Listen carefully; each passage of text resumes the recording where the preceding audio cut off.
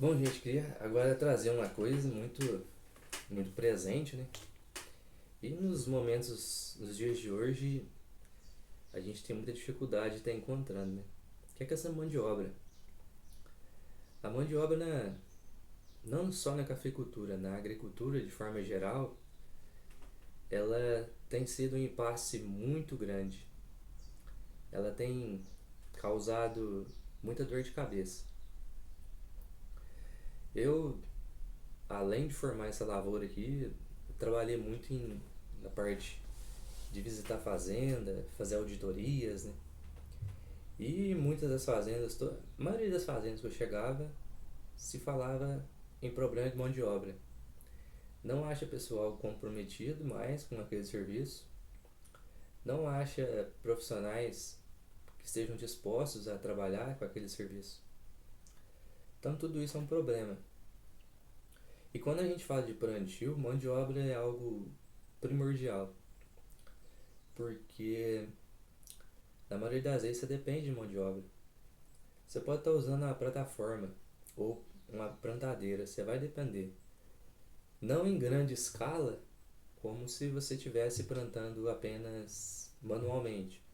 Mas você vai demandar gente comprometida, vai demandar gente que preste atenção no serviço que está fazendo. Isso é importante. Mas junto com a mão de obra, a gente pode estar citando também que muitas das vezes o produtor ele não valoriza a mão de obra que tem. O produtor ele fica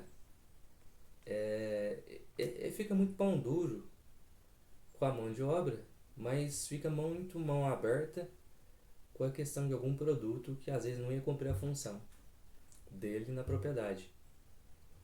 Então tudo isso é importante você tá vendo.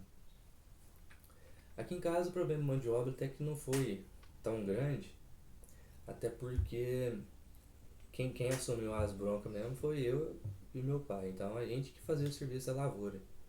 Então a gente que adubava, desbrotava. O único momento que a gente precisou da mão de obra foi no plantio. E aí eu acho que foi o momento que a gente sofreu um pouco, porque a mão de obra a gente arrumou uma turma muito grande, né? E essa turma grande, ela acaba quer desenvolver muito serviço. E ela vai, se deixar, ela planta 20 mil mudas no dia. E o que aconteceu? Naquela pressa de acabar, de fazer, é, fez um plantio muito rápido. E principalmente, não teve aquela, a gente chama, não afirmou, né, o torrão da muda ali em volta do, depois faz o plantio. E como não afirmou ali, não teve aquela compactação, a gente teve problemas depois, principalmente por causa disso e por causa da seca também. O torrão ele secou, ele virou uma pedra, bem dizer. E porque ele virou uma pedra, a muda acabou morrendo nessa situação. E às vezes é apenas aquela compactação, né? Pós-plantio ali tinha ajudado a amenizar em muito esse problema. Mas além da mão de obra também, a gente teve um erro do plantio, que foi novamente a impulsividade e a pressa. A pressa de plantar, de conseguir plantar e chover em cima, sabe? Seguir a previsão do tempo. A gente acabou fazendo o preparo do solo quase que na mesma semana do plantio. Então na mesma semana do plantio a gente já sulcou, já veio, no mesmo dia já veio subsolando e no fim de semana já veio e plantou. Então a terra estava solta ali, não teve nenhuma chuva em cima. Isso foi um erro grande também. Hoje, se você for plantar café, você tem que prestar atenção nessa parte. Você fazer o plantio, certo? Você faz o plantio, mas esse plantio, principalmente preparo de suco ali, de fazer o sucamento, passar o subsolador, ou passar a batedeira, como você preferir, você já fica com antecedência. Às vezes 15, 20, um mês de antecedência é o ideal, você está fazendo isso. Por quê? Você fazendo com antecedência, você já vai ter uma chuva ali e vai fazer com que a terra ali ela se compacta naturalmente. E quando você faz o plantio, a única terra que você vai revolver é a terra ali da coveta. Então aquela terra ali da coveta que você vai ficar mais solta. Mas é uma terra que é de fácil compactação. E uma coisa importante até, que eu vou trazer aqui. O fósforo, o erro que a gente teve, a gente colocou só no suco. E não colocou nada na coveta. Isso foi um problema. Por quê? Quando você coloca o fósforo só no suco e não separa uma parte dele para colocar na coveta, você acaba se demandando que a planta, que a raiz saia do saquinho para tentar chegar no solo, certo? E esse tempo dessa raiz sair do saquinho muitas vezes demora. Mas quando você coloca na coveta, aquele adubo já fica em contato com o torrão ali. Como ele está em contato com o torrão, ele já vai estar fazendo efeito.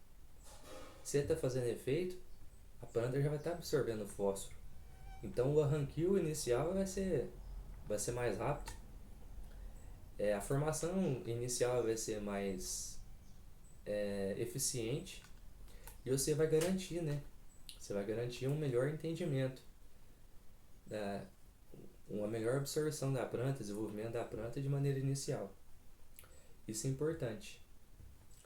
Então, mão de obra está em deficiência, tá, mas encontre a mão de obra que pelo menos garanta o mínimo. O mínimo não é plantar 1000 mudas em média por pessoa. O mínimo no plantio manual é plantar de 250 a 300 mudas por pessoa. O que vem a ser isso por pessoa?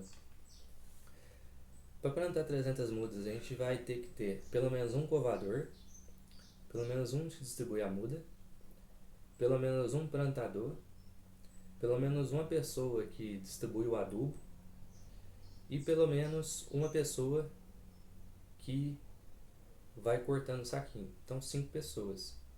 Essas 5 pessoas, se ela plantar 1.500, 2.000 mudas, tá ótimo. Mais que isso não precisa.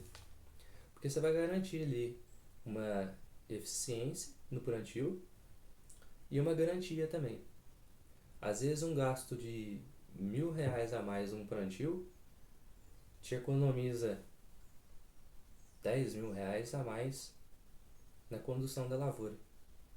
Porque um plantio mal feito, você vai ali, às vezes tem um replantio. O plantio bem feito vai te dar um replantio de 5%, o mal feito vai te dar de 20%, a diferença de 15% em muda.